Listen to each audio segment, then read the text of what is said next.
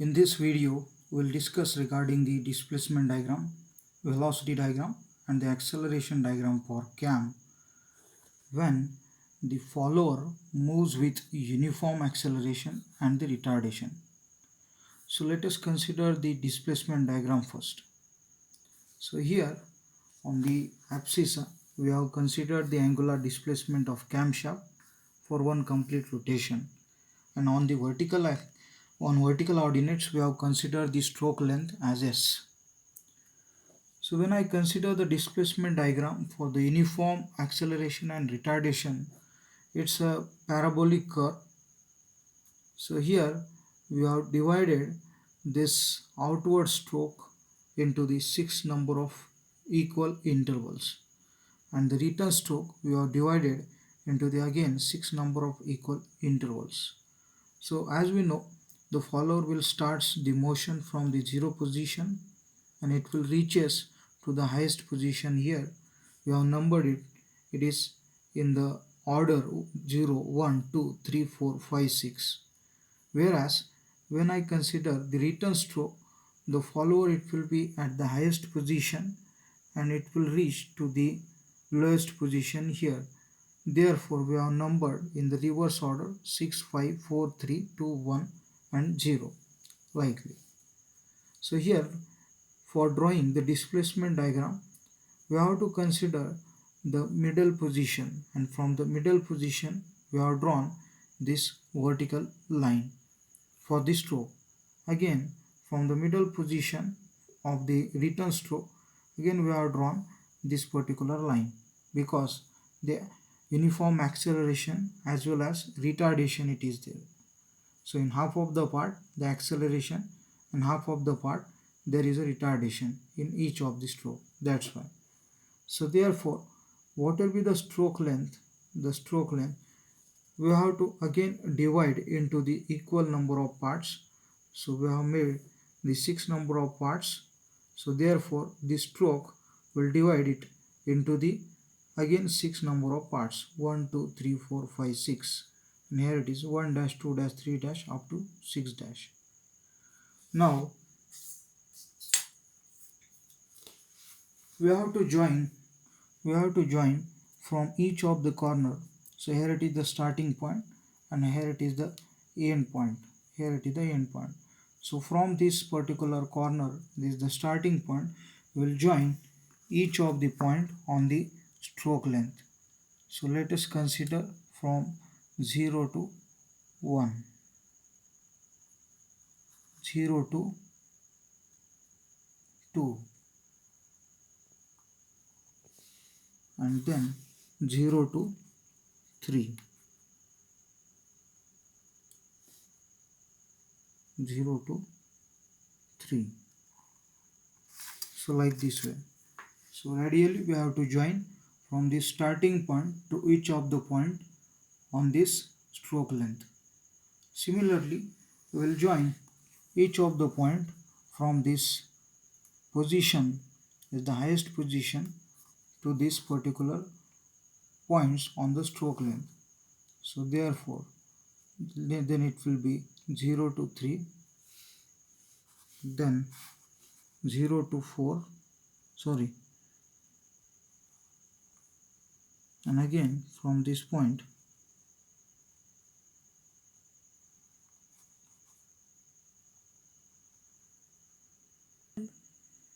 so in this manner from this corner we have joined all the 3 points 1, 2, 3 and 6, and the remaining points here we have joined from this corner, that is 1, 2, 3 like this way. So here in this particular manner you will get this construction line. Then in order to get the trace point, we can project the vertical projection from each and every point from the angular displacement. So here if I consider this particular point, so here from 0, 0, this is the first point, that is the point A. Then if I draw the vertical projection up to the line 0 1 where it intersect. So here it is the second point, that is the point B. Again, if I draw the vertical projection from this 2 to the line O2, so where it will intersect, here it is the point as C. Similarly, if I consider this particular vertical projections from 3 and where it intersect this line O3 or 03, so this is the point D. Like this way, if I project the vertical projections from 4 to this line, okay, so here it will be the point E, and in this manner I have to project all the points. So here we can see all the points of projections we have located: A, B, C, D, E, F and G. These are the points of intersections for this inclined line and the vertical projections. So after the G, the cam it will rotate for the next dwell period, and the follower it will be at the rest condition up to the next point. So here it will ends the dwell period. So here it will be the point H. For the next return stroke, again we have to do the construction work in similar way what we have done for the outward stroke. So now for this case, the follower it will move from the top position to the bottommost position here. So therefore we have to join these particular points in this manner. So that is from this H to the first 3 point. So likely H to 3 dash, H to 4 dash, H to 5 dash, like this way. So 4, 5, 6. And next the remaining points we have to join it with this O dash. So therefore 3 dash to O dash, 2 dash to O dash and 1 dash to O dash. In order to get the trace point, so first thing, the 6 dash to this particular horizontal line, we are having this particular EH point already. So if I project these vertical projections through this 5 dash where it intersect this inclined line, so here it will be the next point, that is the point I. If I project 4 dash to this inclined line, so this will be the point J. If I project 3 dash to this inclined line, this dash to 3 dash, this will be the point K. In similar fashion, we have to locate all the points of intersection. So here we can see all the points we have located, that is the vertical projections from the each point and the inclined line. The point of intersection it will be the trace point. So here 5 dash to this inclined line of 5 dash, 4 dash to this inclined line of 4 dash, like this way. So here we have located all the trace points. If you join all these points by a smooth curve, so that will be the displacement diagram. So let us join all these points by means of a smooth curve.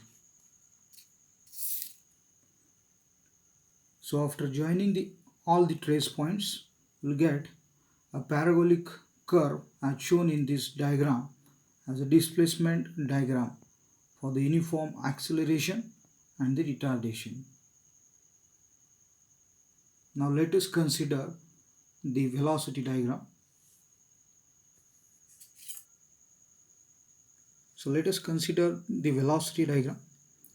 So as we have considered that the uniform acceleration and the retardation, so for the velocity it will start from the zero position for the start of the outward stroke, and when it goes to the middle stroke it will attain the maximum velocity. So as it is a uniform type of the acceleration, the nature of curve, it will be with a constant slope. So directly we can draw an inclined line with a constant slope, an inclined line with a constant slope. So this will be for the half of the stroke. After this, again from the maximum position it will reaches to the downward condition, so that will be the retardation. So therefore again it will be a line with a constant slope,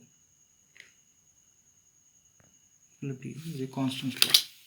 So here we can see the velocity at the start of the stroke, it will be 0,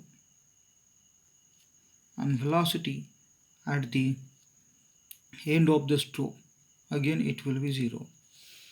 Whereas the velocity at the middle condition,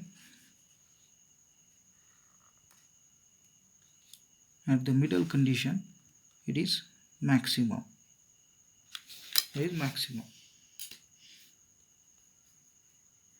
Now if I consider the return stroke in the similar fashion, at the start of this return stroke the velocity it will be 0, whereas at the end of this particular return stroke again the velocity it will be 0. Whereas if I consider the middle stroke, so at this middle stroke the velocity it will be maximum.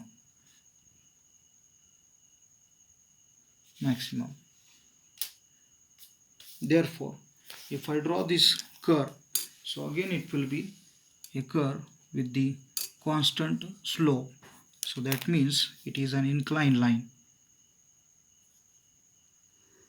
with the constant slope.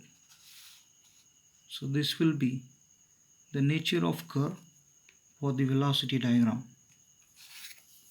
So here we can see the velocity diagram for the uniform acceleration and the retardation. Now let us consider how to find out this maximum velocity. So let the time required to the follower during the outstroke t0, it is theta divided by omega, and the time required for the follower during the return stroke it is equal to tr is equal to theta r divided by omega. So by this we can find out the mean velocity during the outward stroke and the return stroke.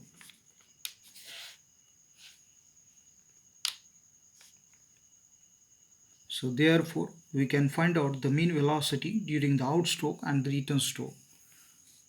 So the mean velocity during the outward stroke is equal to s divided by to. This is the time we have already mentioned here. Whereas the mean velocity during the return stroke is equal to s divided by tr. So now if I have to find out the maximum velocity during the outstroke, so therefore the maximum velocity during the outstroke is equal to 2 times the mean velocity, 2 times the mean velocity. So therefore 2 times s divided by t0. So here by this I will get the maximum velocity during the outstroke as 2 times omega into S divided by theta r, theta O.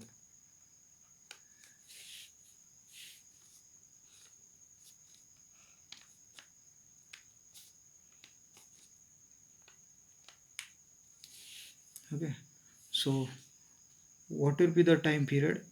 That is T0 or the TO. It is just we have rearranged and we have kept the value. Similarly, if I consider the maximum velocity during the return stroke is equal to 2 times omega into S divided by theta r.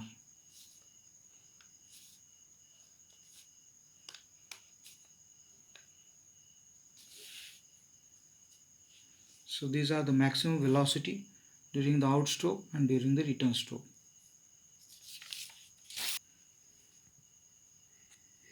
Now let us consider the acceleration diagram.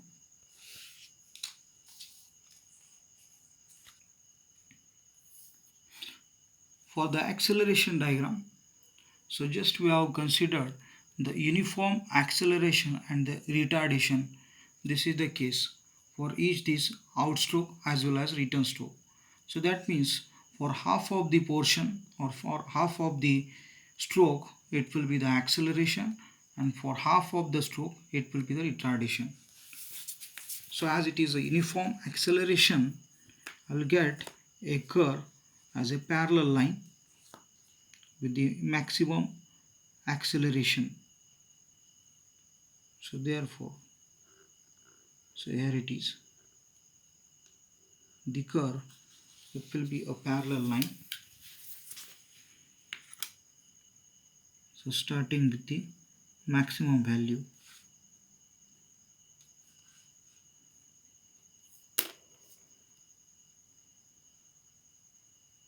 The retardation part, again it will be a maximum value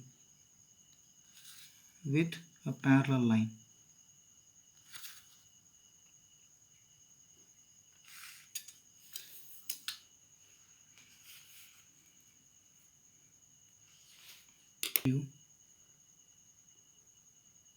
It is the maximum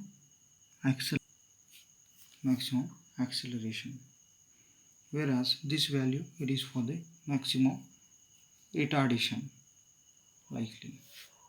Return stroke similarly will have the curve with the parallel line.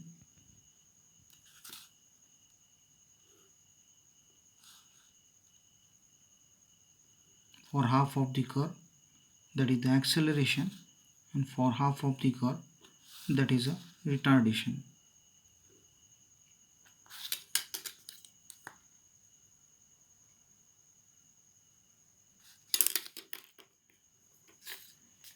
So this value,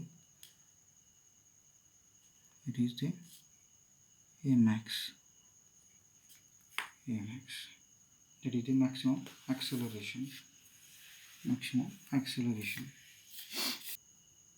So this is the maximum acceleration for the outstroke.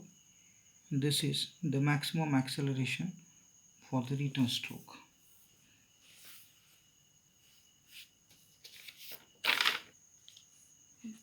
Now let us find out the value of this maximum acceleration.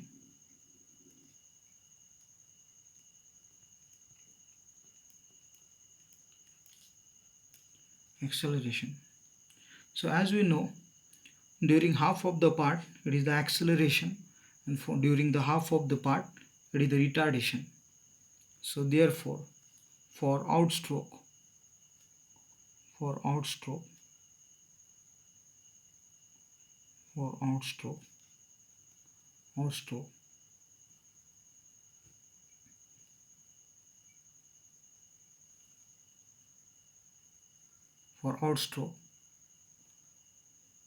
the time it will be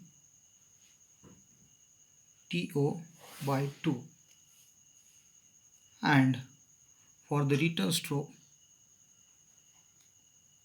return stroke,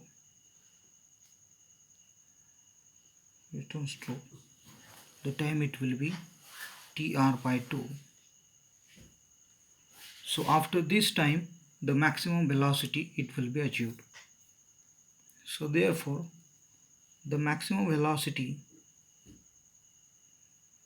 for the outstroke, you can calculate this maximum velocity during the outstroke divided by TO. So therefore, TO by 2.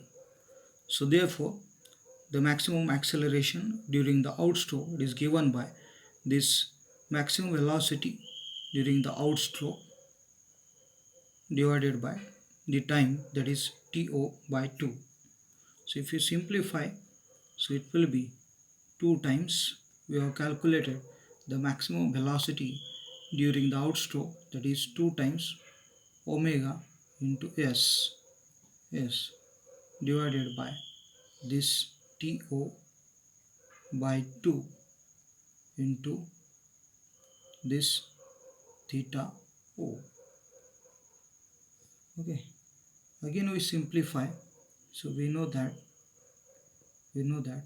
this TO by TO, it is equal to theta O divided by omega. So this is the time required to follow during the outstroke. So if you keep this particular value, so you'll get 4 times omega square into s divided by theta O square. So this is the maximum acceleration during the outstroke.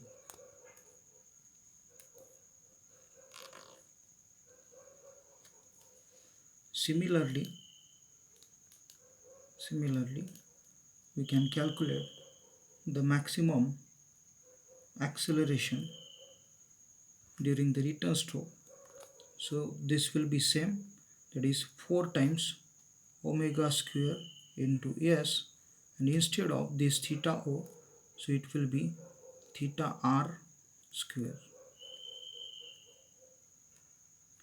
So in this manner we can calculate the value of the maximum acceleration during the outward stroke and the maximum acceleration during the return stroke. So here, this is the displacement diagram for the uniform acceleration and retardation. This is the velocity diagram, and this is the acceleration diagram when the follower moves with the uniform acceleration and retardation.